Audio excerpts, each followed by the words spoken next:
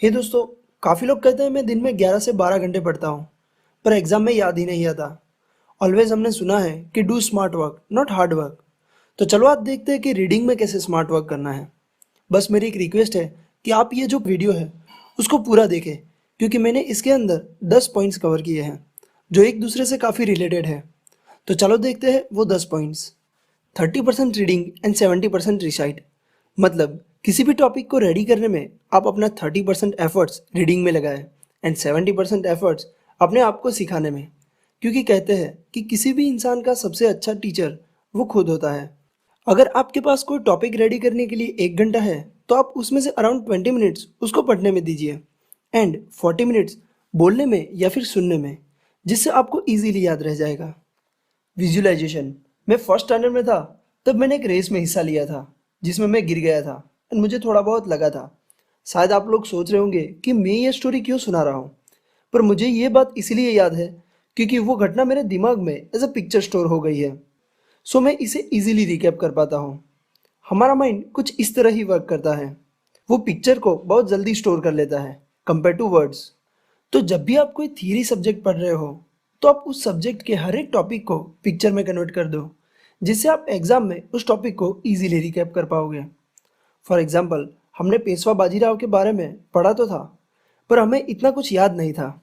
लेकिन जब हमने बाजीराव मस्तानी मूवी देखी तो हमें वो मूवी कई सारे डायलॉग के साथ याद रह गई। तो बस जल्दी से ये टेक्निक को यूज़ करना स्टार्ट कर दें, जिससे आप किसी भी टॉपिक को लॉन्ग टाइम तक याद रख सकोगे। Memory technique. अगर आपको किसी भी टॉपिक के पॉइंट्स को याद रखने में प्रॉब्लम होती है तो ये पॉइंट आपके लिए है। आप किसी भी टॉपिक के पॉइंट का फर्स्ट अल्फ़ाबेट ले लो एंड उसका एक वर्ड बना लो। फॉर एग्जाम्पल, आपको ये 4 वर्ड्स याद रखने हैं: evaluate, review, combine and analysis. तो सबके फर्स्ट अल्फ़ाबेट्स मतलब ई, आर, सी एंड ए, इसका हमने एक वर्ड बना लिया। For example race. तो इससे आपको ये चारों नेम इजीली याद रह जाएंगे। तो आप आपकी स्टडी में भी इस टेक्निक को यूज़ कर सकते हो, जिससे आप इजीली सब पॉइंट्स को याद रख सकोगे। डिस्कशन। अगर आपको कोई सब्जेक्ट पसंद नहीं या कोई पर्टिकुलर टॉपिक या फिर सब्जेक्ट याद नहीं रहता, तो आप अपने 3-4 फ्रेंड्स का एक स्टडी ग्रुप बना लो एंड एक शेड्यूल बना दो, जिसमें आप ऐसा टाइम सेट करो जिस टाइम आपको पढ़ना बोरिंग लगता हो। क्योंकि डिस्कशन एक बहुत इंटरेस्टिंग चीज़ है, जिसे आपको इवन बोरिंग सब्जेक्ट्स भी जल्दी से याद रह जाएगा एंड आपको उस सब्जेक्ट में इंटरेस्ट भी लगने लगेगा। Instant test. ये बहुत इंटरेस्टिंग टॉपिक है जिसमें आपको कुछ भी नहीं करना, बस आपके माइंड के साथ एक गेम खेलना है। कई बार हमें काफ़ी टॉपिक्स किसी सिचुएशन की वजह से याद रह जाते हैं। तो वैसे ही आप खुद से ही ऐसी कोई सिचुएशन क्रिएट करो जिससे आपको कोई टॉपिक याद रह जाए।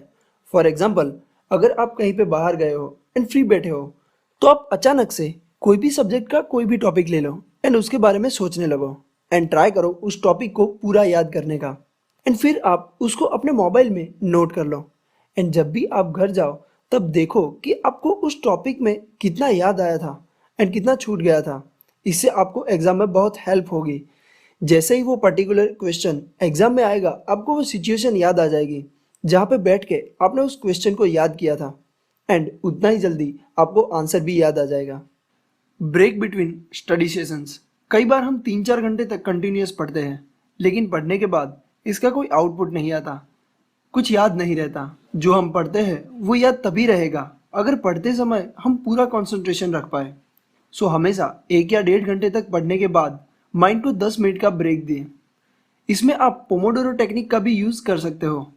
पोमोडोरो टेक्निक ये बताती है कि आप हर एक 25 मिनट के स्टडी सेशन के बाद एक ब्रेक लें एंड ये टेक्निक से काफ़ी अच्छे रिजल्ट्स भी आए हैं।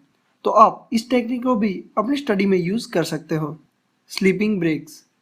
अभी हमने बात की कि हमें 3-4 घंटे कंटिन्यूस पढ़ने की बजाय 1 या घंटे के बाद एक ब्रेक लेना चाहिए। पर मोस्ट इम्पोर्टेंट थिंग कि ब्रेक में हम क्या करें जिससे हमारी एफिशिएंसी भी इंक्रीज हो एंड हम स्टडी से भी डिस्ट्रैक्ट ना हो जाए। तो इन शॉर्ट बताऊँ तो आप सोशल मीडिया से दूर ही रहें एंड आप ब्रेक में 5 या 10 मिनट की नैप भी ले सकते हो। ऐसा कहा जाता है कि जब हम सोते हैं तब हमने जो पूरा दिन पढ़ा होता है या फिर सीखा होता है वो स्टोर होता जाता है। तो इससे आपको ज़्यादा याद भी रहेगा and after a nap of 5 to 10 minutes आप काफ़ी फ्रेश भी फील करोगे।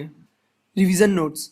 फ्रेंड्स, जैसे जैसे आप कोई टॉपिक या चैप्टर पढ़ते जाओ उसकी समरी नोट बनाते जाओ, जिससे आपको रिवीजन करते टाइम बहुत इजी रहेगा।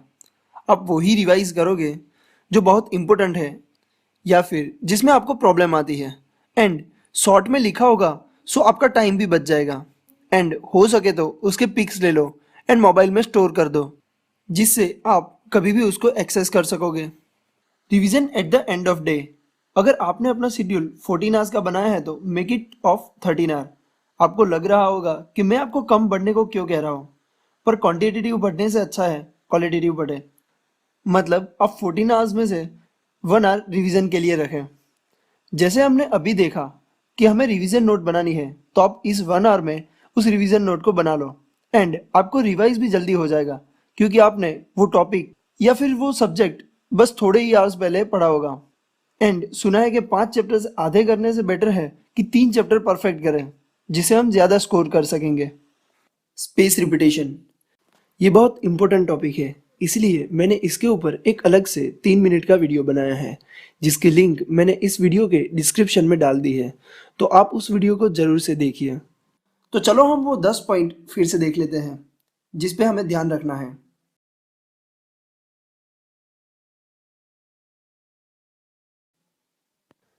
आई होप आपको ये वीडियो हेल्प में आए, एंड अगर आपको ये वीडियो अच्छा लगा हो तो लाइक करें, अपने फ्रेंड्स के साथ शेयर करें, अपने व्यूज़ कमेंट करें, एंड फाइनली सब्सक्राइब करना ना भूलें। Thank you.